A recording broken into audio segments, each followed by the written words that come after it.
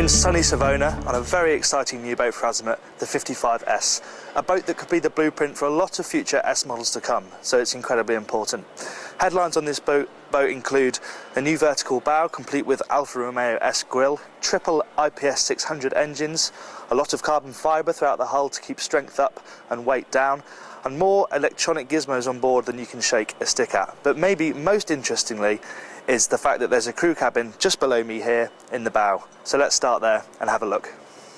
So at first glance, this hatch below me looks like any old hatch that you'd have to let light flood into the forward cabin, when in fact it is the door to your crew's sleeping quarters.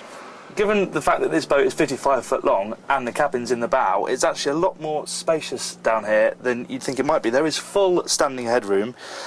You kind of step straight down into your shower, and then there's a pull-down bed, toilet, and detachable saddlebags either side so that the crew don't have to bother with bringing their own luggage.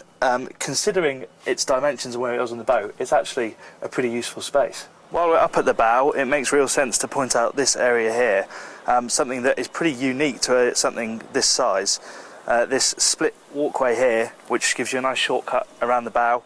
Obviously the bench sheet, which adds an extra element to just kind of lying out here on the sun pad. And this is even more important on a boat that could be based in the Med, giving you privacy when you're moored stern to and people are looking in from the quayside. It's a feature that feels like it's coming from a boat much, much larger, and it is certainly one of the best parts of the 55S. The ingenuity doesn't stop at the bow either. And a big part of this boat is the offering at the stern. You look down here and you see a normal sized bathing platform, very good you think, but then press this button here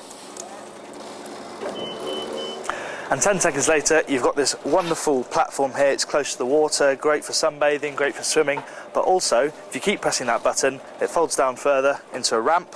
You detach these rollers here, put them into the slots below me, and then you can winch your Williams 285 up and into the tender garage.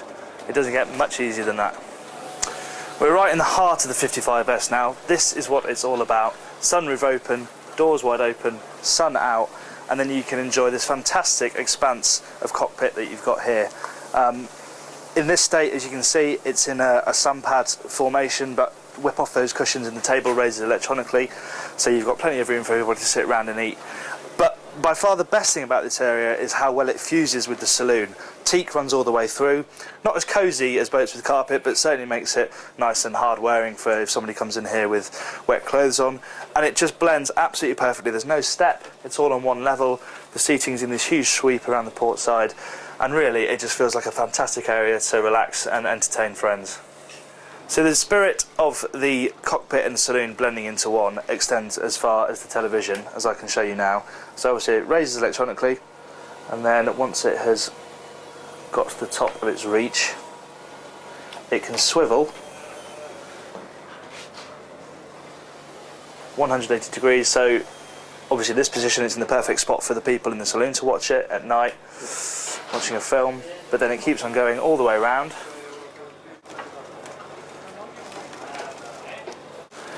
So that it faces the cockpit, so you can enjoy the F1 for example when you're sat out here with a cocktail in the sun. There's more electronic wizardry forward in the saloon as well. In this setup, as you can see, this seat is perfectly set up for people sitting alongside the skipper during a passage and seeing out forward through the windscreen. But you can, gotta get the right button here, lower this seat so that it lines up with the table. And then do that. I like about this boat, you don't have to do anything for yourself, it's all electronic.